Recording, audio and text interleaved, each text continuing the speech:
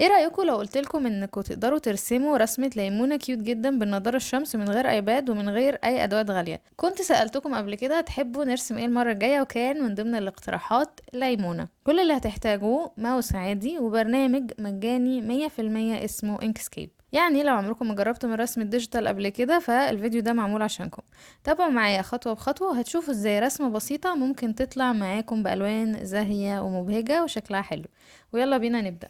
هفتح انكسكيب ومن فايل هختار document properties، هخلي لون صفحة العمل بتاعتي الدرجة دي من الابيض، وهغير الوحدة للبكسلز وهخلي الابعاد بتاعتي 2000 بكسل في 2000 بكسل.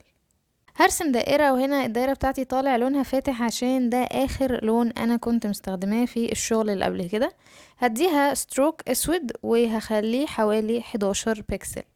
هخلي الدايرة بيضاوي طويل اكتر، وهجيب 3 جايدز، واحد في النص والتاني شماله والتالت يمينه بالشكل ده. هحول الدايرة من object ل path، وبأداة edit paths by nodes هعدل على البيضاوي. هبدأ اني اقرب النقط اللي على جنب الجايدز اليمين والشمال، واعدل على النقطة اللي في المنتصف، واخلي المرجع بتاعي هو الجايد اللي انا شداه. هعمل نفس التعديلات زيها بالظبط لكن تحت، عشان في الاخر اظبط الشكل بتاع الليمونة. هزود نقط على اليمين وعلى الشمال اظبط بيهم اكتر الشكل بتاع الليمونة. هغير اسم الطبقة دي عشان شغلي يبقى منظم اكتر. هرسم بيضاوي واحوله لباث واعدل عليه برضو بالاداة بتاعت edit paths by nodes. هخلي النقطة اللي فوق وتحت مدببة اكتر عن طريق اني احددها واضغط على الزر ده كذا مرة ورا بعض. هلف ورقة الشجر واضيفها لليمونة. هختار اداة البيزيه تول وارسم خط، وهلغي انه يكون ليه فيل كولر، وهقلل الستروك بتاعه. والاداة ديت في شرح تفصيلي ليها هنا في الكورس المجاني بتاع انكسكيب. هعدل على اسماء اللايرز مرة كمان اول باول عشان شغلي يبقى منظم. هرسم دايرة واحولها لباث واعدل عليها بنفس الاداة edit paths by nodes لحد ما شكلها يكون كده. هكرر الشكل المربع الدائري ده مرة كمان عن طريق copy and paste،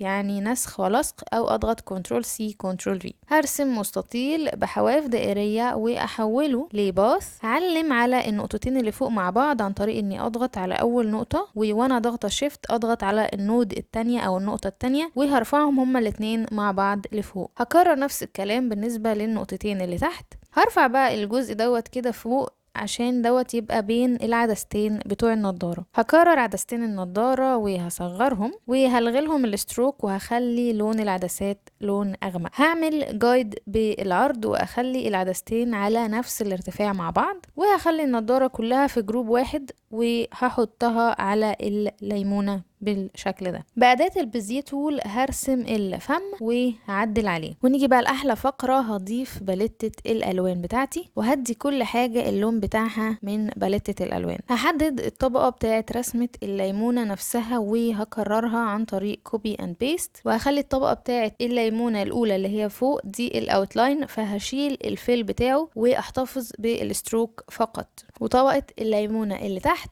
هلغيلها الستروك واخليلها الفيل فقط. ورقة الشجر برضو هكررها واخلي واحدة منهم اوتلاين يعني ستروك فقط. لو حسيت ان الستروك محتاج يتعدل شوية فممكن اقلله. هكرر طبقة الليمون مرة كمان اللي هي بتاعة الفيل كولر بتاعة الليمونة، واديها لون برتقالي. هعدل عليها عشان اعمل بيها الجزء الغامق او الجزء بتاع الظل. هرسم دائرة برضو تحت ورقة الشجر باللون البرتقاني عشان دوت يبقى الظل اللي جاي من تحت ورقة الشجرة. هكرر طبقة اللون الداخلي لورقة الشجر وهديها لون اخضر غامق واظبط شكلها. هكرر عدسة النضارة الزرقاء وهديها لون ازرق غامق، وهضيف عليها الاشكال ديت. وهكرر الموضوع بالنسبة للعدسة اللي جنبها. اختار العدسة وانا ضاغطة شيفت هختار اول شكل منهم، ومن باث هختار ديفرنس هيتقصلي بالشكل ده. وبعدين هختار العدسة وانا ضاغطة شيفت اختار الشكل اللي بعده، وبرده من باث اختار ديفرنس هتتقص كده. ونفس الكلام بالنسبة للشكل الثالث. هكرر بقى نفس الخطوات مع العدسة اليمين. هرسم بيضاوي باللون البرتقالي تحت العدستين بتوع النضارة عشان دول يبقوا الظل بتاعها. بأداة البيزيه تول هرسم خط بالابيض في ورقة الشجر، وهرسم كمان دايرة صغيرة تحت على اليمين. هرسم خط كمان وبعده نقطتين. هرسم مربع وارجعه لورا خالص، وده كده الخلفية بتاعة الرسمة، وهديله لون بينك.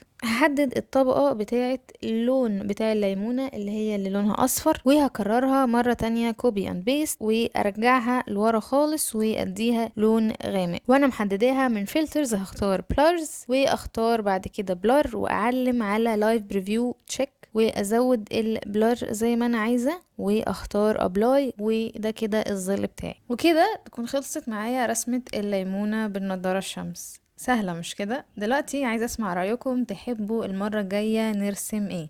اكتبولي اقتراحاتكم في الكومنتات.